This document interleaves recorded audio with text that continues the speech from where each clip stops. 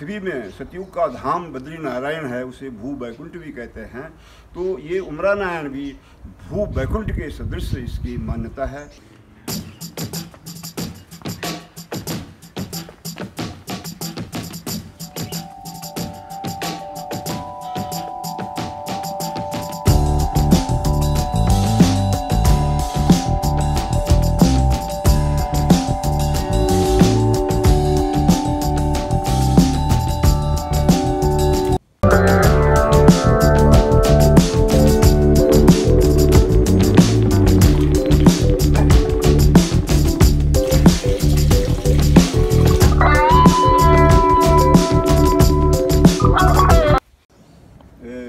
Rishikesh Badrinath motor मार्ग पे रुद्रप्रयाग एक स्थान है, उससे 2 किलोमीटर आगे यहाँ पर भगवान कोटेश्वर उमरा नारायण का एक तीर्थ है।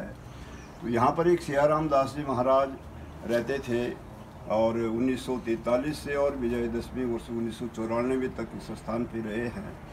और उन्होंने इस पूरे क्षेत्र में एक सत्संग और कीर्तन का एक बहुत अच्छा संदेश दिया है कि उस युग में केवल बद्री नारायण और उमरा नारायण तो एक ऐसे स्थान थे कि जहाँ पे सत्संग होता था और क्षेत्र के लोग इस सत्संग से लाभान्वित होते थे। तो ये मंदिर जो है घने जंगल के बीच में स्थित है भगवान नारायण का। और यहाँ पर कहते हैं कि एक मान्यता है कि जब बद्री नारायण भगवान के कपाट बंद हो जाते थे तो फिर 6 महीने जो दूर दूर के जो यात्री आते थे तो बद्री नारायण के स्थान पर हमारे उमरा नारायण के ही दर्शन यहाँ किया करते थे। और केदारनाथ जाने वाले इसी के पास में हमारा कोटेश्वर महादेव का मंदिर है, अलकनंदा नदी के पावन तट पे। तो बाहर से जो लोग आते थे तो केदारनाथ की यात्रा का फल उनको कोटेश्वर के दर्शन करने से मिल जाता था।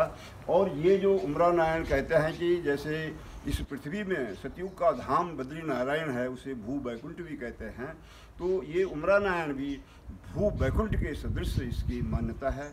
और जो भी लोग दूर दूर से यहाँ आते हैं, इस क्षेत्र के जो भी लोग आते हैं, उनको यहाँ पुण्य का लाभ मिलता है, उनका जीवन धन्य होता है।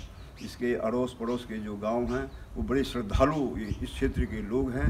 और इस मंदिर में हमारे वैष्णवी संत रहते हैं। और वर्तमान में यहाँ के जो श्री महंत हैं सरजू दास जी महाराज, वो वृंदावन यात्रा पे गए हुए हैं। और मुझे एक सौभाग्य मिला हुआ है मैं भगवान नारायण की सेवा करने।